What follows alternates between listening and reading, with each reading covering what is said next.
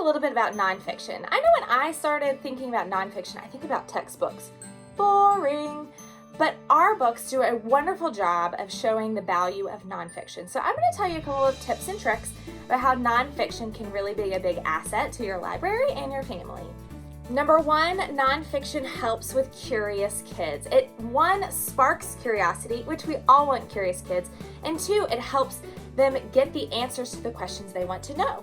So when they're really little, you can ask things like, what is poop? And then they can explore this really funny book about what is poop.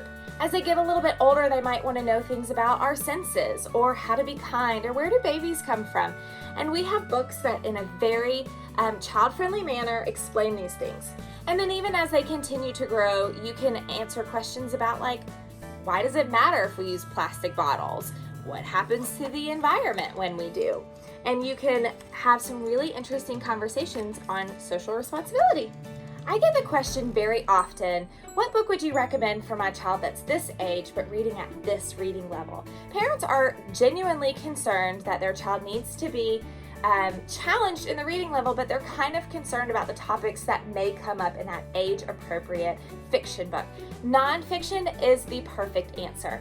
The reason that nonfiction is a fantastic alternative to more challenging chapter books is that the content is going to be appropriate, but the vocabulary is what is going to challenge their reading level.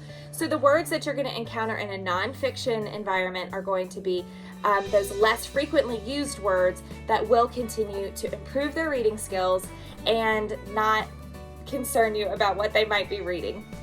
If you have really reluctant readers, sometimes a great option is to find a topic that they are passionate about or they're intrigued by or they're curious about and get them reading about that topic. So maybe your kid's really interested in money and you can have them learn about money. It doesn't have to be sitting down with a chapter book. It can be reading about something that they're interested in. I love these little pocket books because they're short, they have little blips of information, so it doesn't feel like they have to read a ton, but they'll have a fascinating time. Or even our extraordinary life books on different people that they might find really fascinating are not overwhelming, but it will get them reading. My kids love learning about different specific animals, and our beginner reference books are fantastic for that. And again, not overwhelming, especially if you have a reluctant reader that doesn't even want to sit down and let you read to them. You can just read one spread and be done and call that a win. Sometimes in nonfiction, getting kids involved is helpful, so our flat books do a great job of that because the kids can interact with the book as you read it. So something like The World of Bees gives the kids the opportunity to kind of explore as much or as little as they want. Is this creature on a leaf a bee? And then you lift it up and it says, no, not really. I'm this other thing that looks like a bee. So your kids can kind of explore at their own pace, especially reluctant readers that don't want to pick up a whole chapter book may end up reading more than you suspect when you give them a flat book. Nonfiction is also a great thing to pair with activities. So sometimes our nonfiction books are really activity books in disguise. So something like our academy books, this is going to take your kid on a course to become all these different professions. They're going to be reading a ton, they're going to be learning so much, but they're going to feel like they're just having fun doing a book.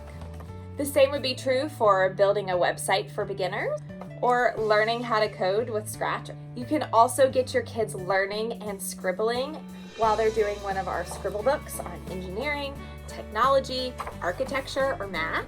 You can even take our math, physics, chemistry, and science books like the Math of Milkshakes, turn them into experiments that your kids are going to love doing with the family.